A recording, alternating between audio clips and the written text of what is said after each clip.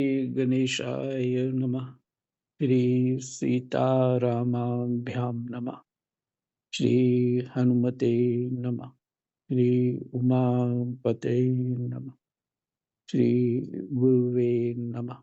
सब संतन की जय जय। जय जय सीताराम। राधे श्याम।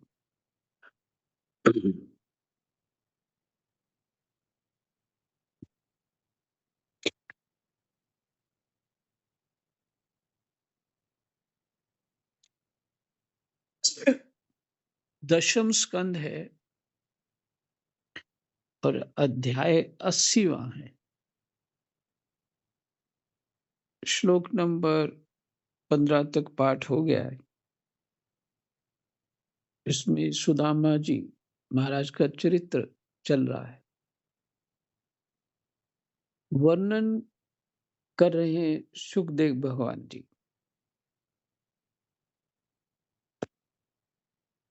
और इनका जो परीक्षित जी ने प्रश्न किया, बहुत ही मार्मिक प्रश्न है, इसलिए आपने उसको चिन्हित भी कर दिया।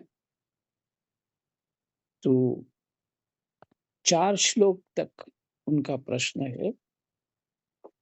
अध्याय 80 का जो पहले 4 श्लोक जो हैं, वो उनका प्रश्न है।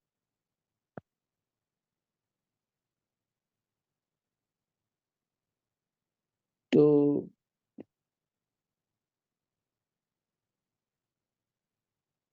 इसलिए उस प्रश्न का उत्तर में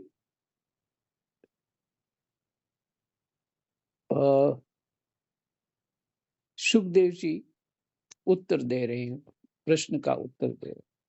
ठीक। कृष्णाय वासुदेवाय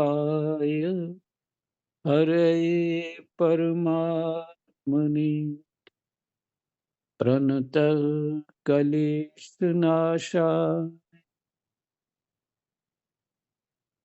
गोविंदाय नमो नमः।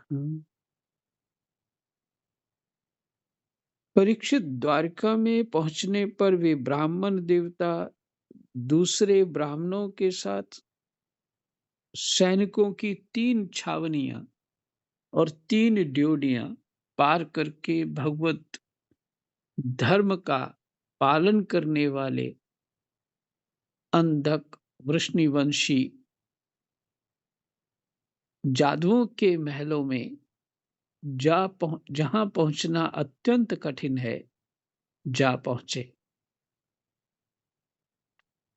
फिर से,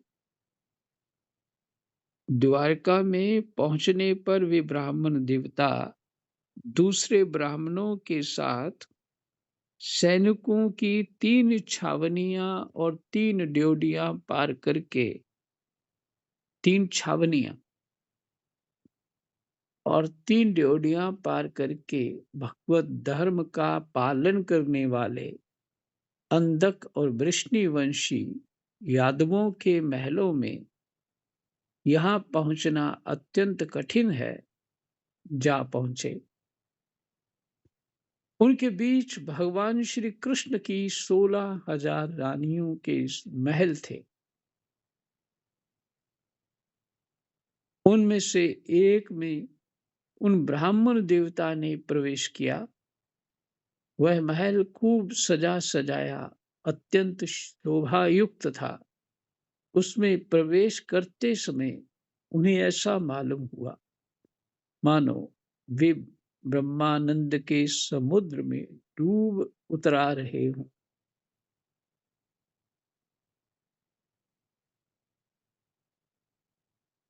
उस समय भगवान श्री कृष्ण अपनी प्राण प्रिया रुक्मणी जी के पलंग पर विराजे हुए थे। ब्राह्मण देवता को दूर से ही देखकर वे सहसा उठ खड़े हुए और उनके पास आकर बड़े आनंद से उन्हें अपने भुजपाश में बांध लिया। परीक्षित, परमानंद स्वरूप भगवान अपने प्यारे सखा ब्राह्मण देवता के अंग स्पर्श से अत्यंत आनंदित हुए। उनके कमल के समान कोमल नेत्रों से प्रेम के आंसू बरसने लगे।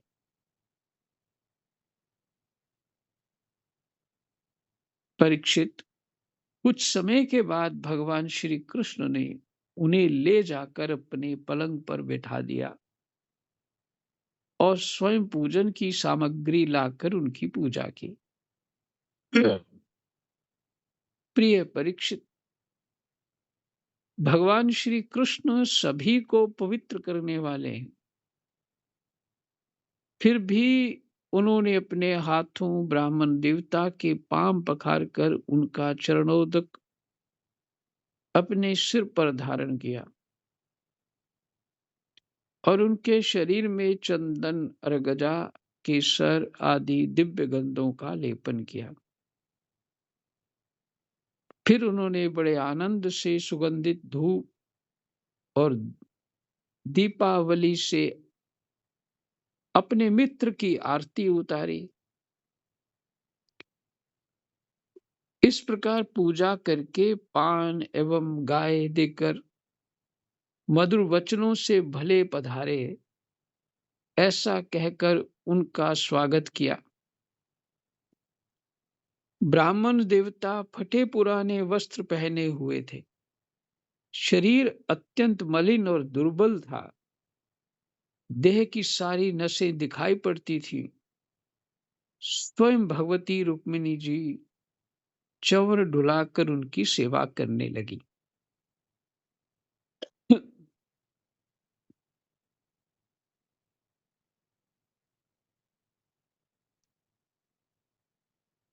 जो लोग तप करते हैं, जो लोग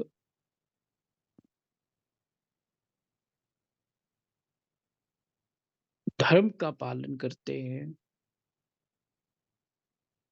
अपने नियम नियम जो होते हैं नियम और उनको शास्त्रोक्त पालन करते हैं, तो उनकी ऐसी स्थिति हो सकती है। कई महात्माओं को देखा, जो उनके नियम है उसके कारण उनके शरीर पे मैल कितनी जमी हुई है, उनको समय नहीं होता था। और फिर उन कभी तो उनके पास साबुन भी नहीं होता था। मिट्टी से ही हाथ धो लेना, कभी शरीर पे गोबर लगा लेना गाय, इस तरह से। कोई वो तो गोबर इसलिए लगाते थे पवित्र करने के लिए अपने आप। पर ये जो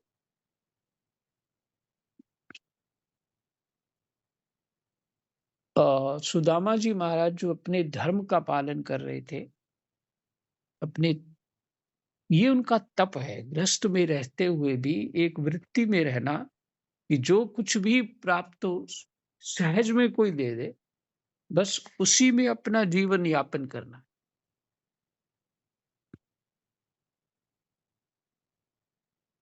तो इस स्तर के महापुरुष थे, जिनके वस्त्र तो फटे होंगे ही,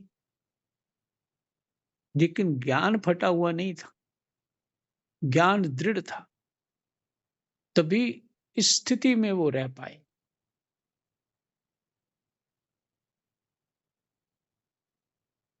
और फिर युक्ति से भगवान कृष्ण को मिलने चले गए। और देखिए, भगवान तो जानते हैं ना कि कर क्या रहे हैं, और मित्रवत आदर किया। क्योंकि भगवान तो हृदय देखते हैं ना शरीर देखते हैं, ना वस्त्र देखते हैं। भगवान तो हमारा हृदय देखते हैं।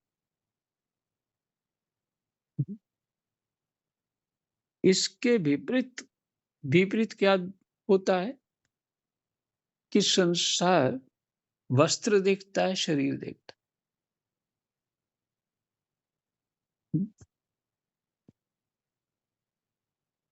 तो उचित ही है, क्योंकि अज्ञान में जीव वस्त्र और शरीर को ही महत्व देगा और ज्ञान में उसके विचार और भाव को महत्व मिलेगा। और भगवान ने वही किया।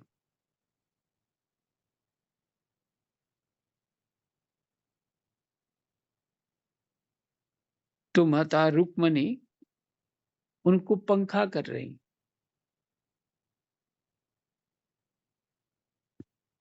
भगवान ने सेवा करी, वस्त्र बदले और माता रुक्मणी ने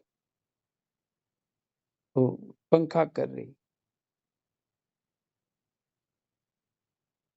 चंवर डुला रही। क्योंकि इनके महलों में कहां से गर्मी आएगी। तो चंवर एक आदर की दृष्टि है और कोई उसका वैज्ञानिक कोई स्वरूप होगा, कारण होगा।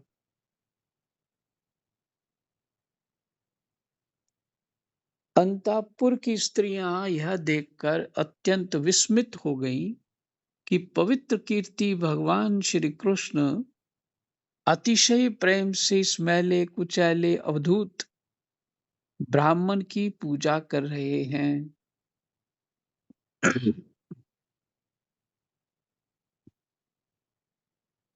वे आपस में कहने लगे, इस नंग धड़ंग निर्धन निंदनीय और निष्कृष्ट भिखमंगे ने ऐसा कौन सा पुण्य किया जिससे त्रिलोकी में सबसे बड़े श्रीनिवास श्री कृष्ण स्वयं इसका आदर सत्कार कर रहे हैं। देखो तो सही, इन्होंने अपने पलंग पर सेवा करती हुई स्वयं लक्ष्मी रूपनी रुक्मणी जी को छोड़कर इस ब्राह्मण को अपने बड़े भाई बलराम जी के समान हृदय से लगाया है।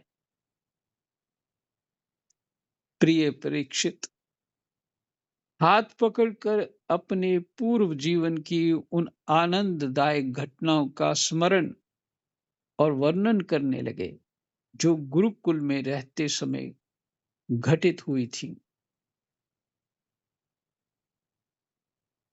भगवान श्री कृष्ण ने कहा, धर्म के मर्मज्ञ ब्राह्मण देव,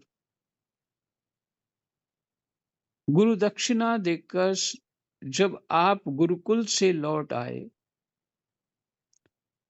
तब आपने अपने अनुरूप स्त्री से विवाह किया या नहीं? मैं जानता हूं कि आपका चित्त गृहस्थी में रहने पर भी प्रायः विषय भोगों में आसक्त नहीं है। विद्वन, यह भी मुझे मालूम है कि धन आदि में भी आपकी कोई प्रीति नहीं है। जगत में विरले ही लोग ऐसे होते हैं जो भगवान की माया से निर्मित विषय संबंधी वासनाओं का त्याग कर देते हैं।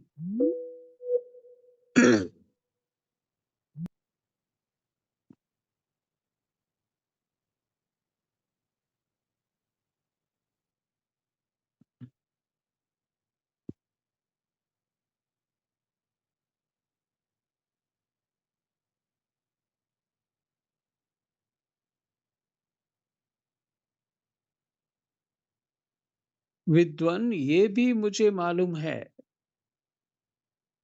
कि धन आदि में भी आपकी कोई प्रीति नहीं है। जगत में विरले ही लोग ऐसे होते हैं जो भगवान की माया से निर्मित विषय संबंधी वासनाओं का त्याग कर देते हैं। ऐसे लोग विरले ही होते हैं और चित्त में विषयों की तनिक भी वासना न रहने पर भी मेरे समान केवल लोक शिक्षा के लिए कर्म करते रहते हैं। और चित्त में विषयों की तनिक भी वासना न रहने पर भी मेरे समान। हम्म, भगवान कह रहे हैं कि मुझे विषयों में तनिक भी वासना नहीं है, इच्छा नहीं। और वो संत लोग भी आप जैसे, देखो परिवार है, इनके बच्चे हैं, बच्चे, पत्नी है, बच्चे, पर कोई पुरुषार्थ नहीं है धन के लिए। कारण ब्राह्मण, क्यों ब्राह्मणों की वृत्ति एक शास्त्रों में जो वर्णन है उसके अनुसार जीवन हो तो धन की विशेष कमी होगी। जैसे इनकी वृत्ति है अयाचक वृत्ति,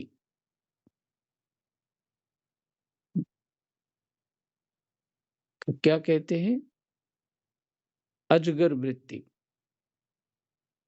वो पड़ा रहता है, कोई आ गया तो खा लिया उसको, अदरवाइज पड़ा रहता है। ऐसी ऐसी वृत्तियां जो शास्त्रों में वर्णन है। कुछ किसी की वृत्ति होती है 5 घर किसी के मांगना, जो मिल जाए उसी में गुजारा करना, नहीं कोई दे तो लेना ही नहीं, उस रोज भूखे रहना। और कईयों का होता है कि कुछ घरों से, कौन कौन घरों से कुछ थोड़ा थोड़ा टुकड़ा या अन्न लेते हैं और शरीर का पोषण करते हैं और भजन करते हैं।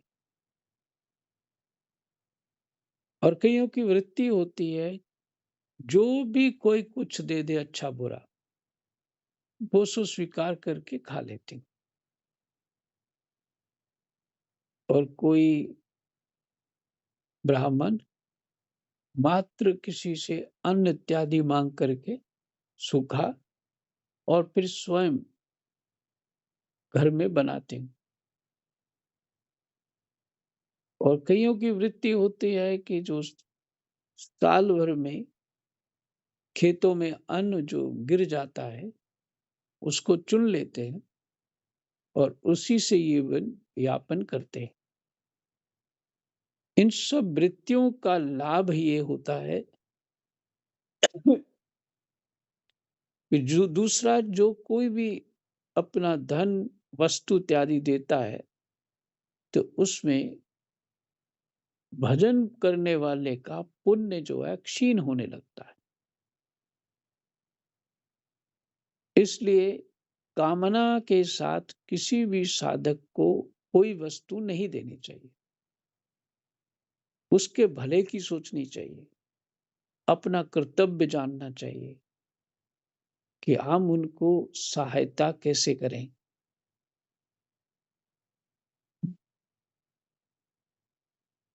कलयुग में जो जैसी स्थिति बन चुकी है, जैसे भी रह करके भगवान का भजन कर लो, यहाँ वृत्तियों का बहुत ह्रास हो चुका है।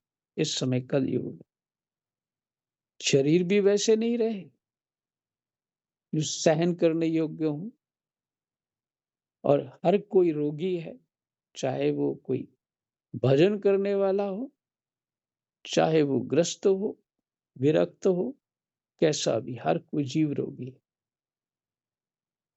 इसलिए कलयुग के धर्म में नहीं कलि योग रोग संयम समाधि रे, हम्म, नाम जपो नाम जपो, नाम जपो बावरे। हम्म, गोस्वामी जी विनय पत्रिका में शब्द कह रहे हैं, कोई और आसरा नहीं है कि जब तब नियम संयम धर्म व्रत इन औषधियों से अपना रोग दूर कर पाओ, अर्थात संसार रूपी कुएं से बाहर निकल पाओ। ये औषधियां कलयुग में काम नहीं कर पाएंगी। मात्र भगवान के कथा श्रवण करना, भगवत भजन करना और जैसे तैसे अपने जो आवश्यकता उसको पूरा करना और भजन करो। तो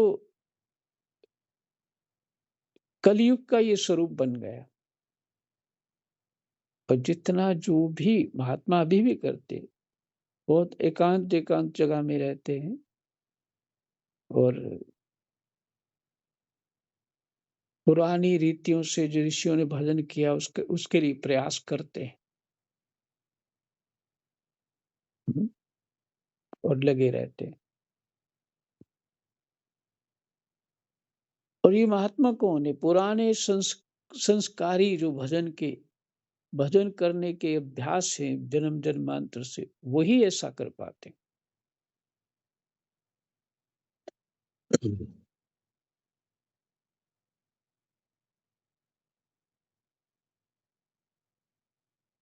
तो कहते हैं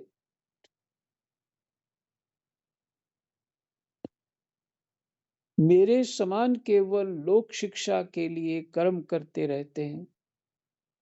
आप जैसे ब्राह्मण शिरोमणि, क्या आपको उस समय की बात याद है जब हम दोनों एक साथ गुरुकुल में निवास करते थे? सचमुच गुरुकुल में ही द्विज जातियों को अपने ज्ञातव्य वस्तु का ज्ञान होता है। कहते हैं ज्ञातव्य, ज्ञातव्य का अर्थ है जो जानना चाहिए, उसका ज्ञान गुरुकुल में ही होता है। द्विज जातियों को, द्विज जातियां ही गुरुकुल में जाती हैं। द्विज जाति मैंने एक बार जन्म हो गया, उसके बाद फिर जन्म होता है। वो कैसे? यज्ञोपवीत जब धारण करते हैं तो दूसरा जन्म होता है।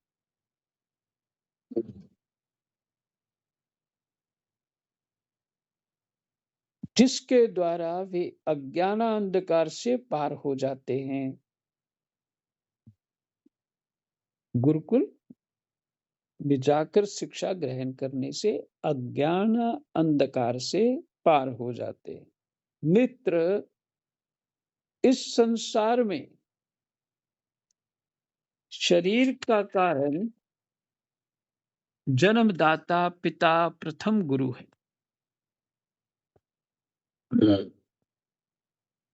इसके बाद उपनयन संस्कार करके सत्कर्मों की शिक्षा देने वाला दूसरा गुरु है। वह मेरे ही समान पूज्य है। तदनंतर ज्ञानोपदेश करके परमात्मा को प्राप्त कराने वाला गुरु तो मेरा ही स्वरूप है।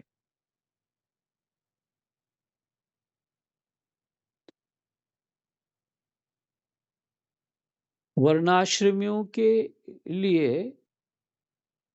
वर्णाश्रमियों के ये 3 गुरु होते हैं। वर्णाश्रम में नहीं, जो ब्राह्मण क्षत्रिय वैश्य शूद्र, वर्णाश्रम के 3 गुरु होते हैं। ये 3 गुरु होते हैं। एक पिता, इस सत्कर्मों का शिक्षा देने वाला, उपनयन संस्कार मैंने यज्ञोपवीत धारण कराने वाला, और तीसरे जो ज्ञानोपदेश करते हैं, ये 3 गुरु होते हैं।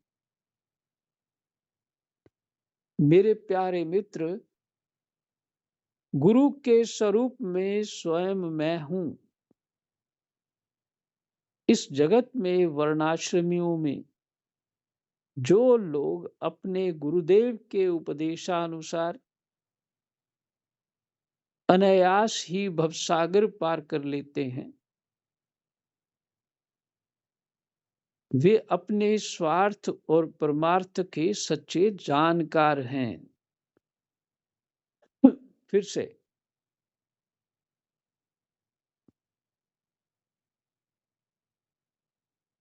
इस जगत में वर्णाश्रमियों में जो लोग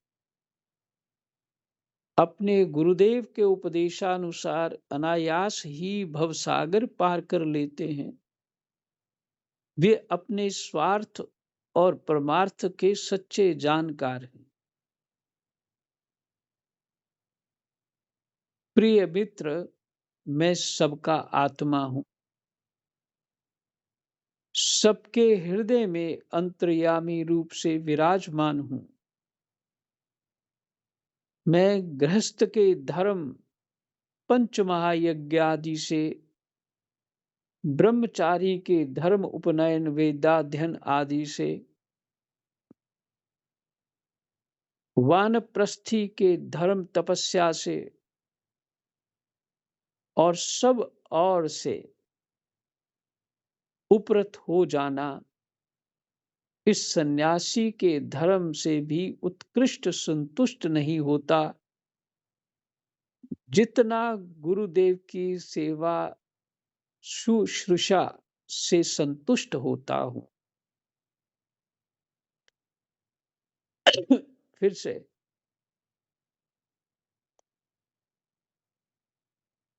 मैं गृहस्थ के धर्म पंच महायज्ञ आदि से, ब्रह्मचारी के धर्म उपनयन वेदाध्ययन आदि से,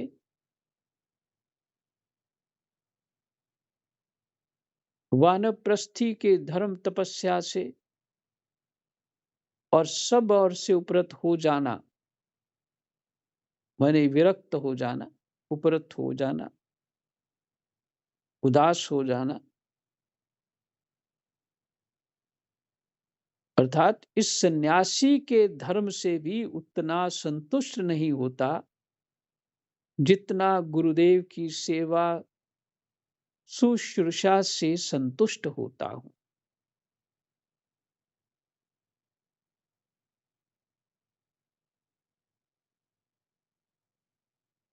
ब्राह्मण,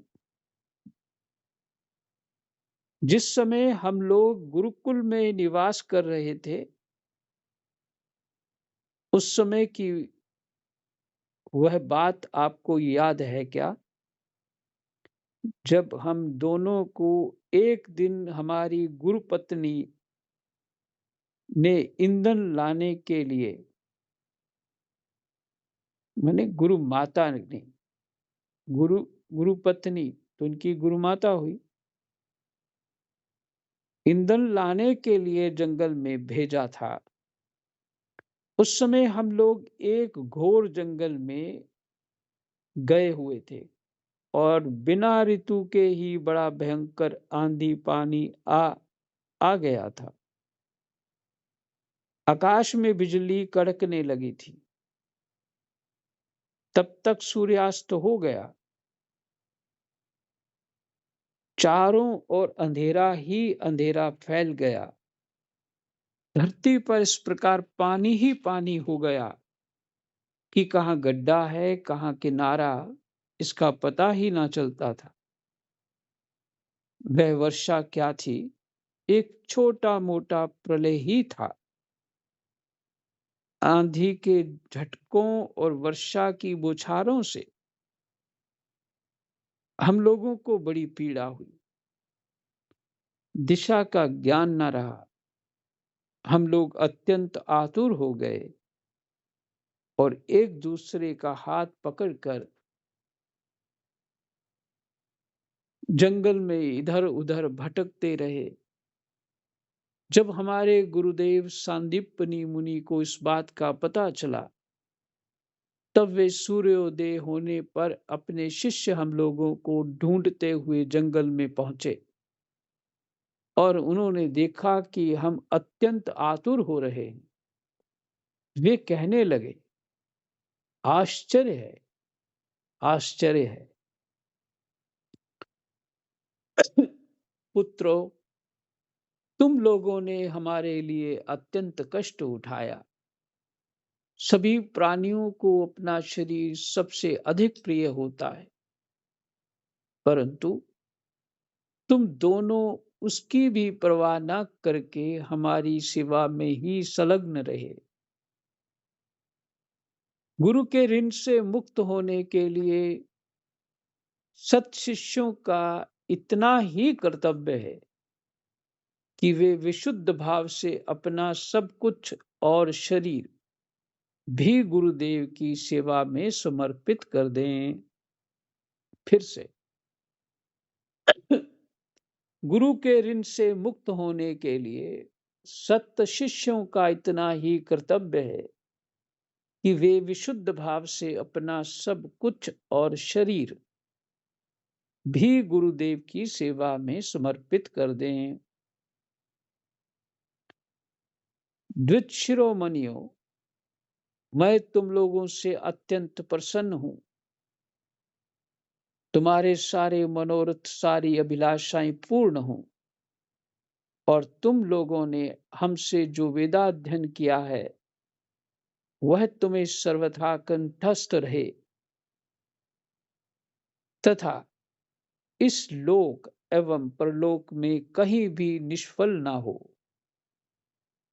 प्रिय मित्र, जिस समय हम लोग गुरुकुल में निवास कर रहे थे, हमारे जीवन में ऐसी ऐसी अनेकों घटनाएं घटित हुई थी। इसमें संदेह नहीं कि गुरुदेव की कृपा से ही मनुष्य शांति का अधिकारी होता है और पूर्णता को प्राप्त करता है।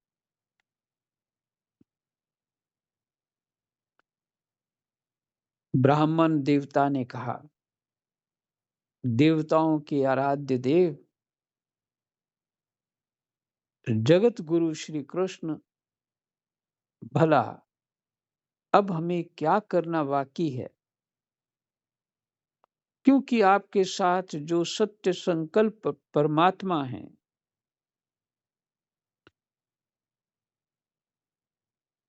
हमें गुरुकुल में रहने का सौभाग्य प्राप्त हुआ था।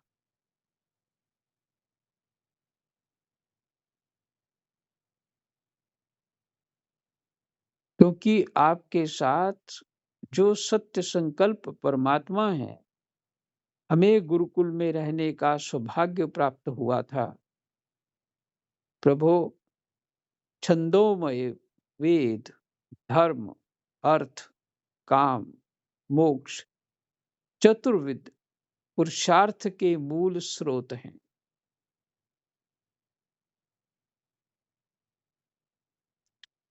प्रभो, छंदोमय वेद, धर्म, अर्थ, काम, मोक्ष, चतुर्विद पुरुषार्थ के मूल स्रोत हैं। धर्म, अर्थ, काम, मोक्ष ये चार चीजें हैं। वेद उसके पुरुषार्थ के मूल स्रोत हैं और वे हैं आपके शरीर। वेद आपके शरीर, वही आप वेदाध्ययन के लिए गुरुकुल में निवास करें। यह मनुष्य लीला का अभिनय नहीं तो और क्या है। जय जय सीताराम। राधे श्याम। 80वां अध्याय विश्राम। और सुबह पाठ करेंगे 81वां अध्याय में सुदामा जी को ऐश्वर्य की प्राप्ति। जय जय सीताराम। राधे श्याम। कृष्णाय वासुदेवाय हरये परमात्मने प्रणतः क्लेशनाशाय गोविन्दाय नमो नमः। जय जय।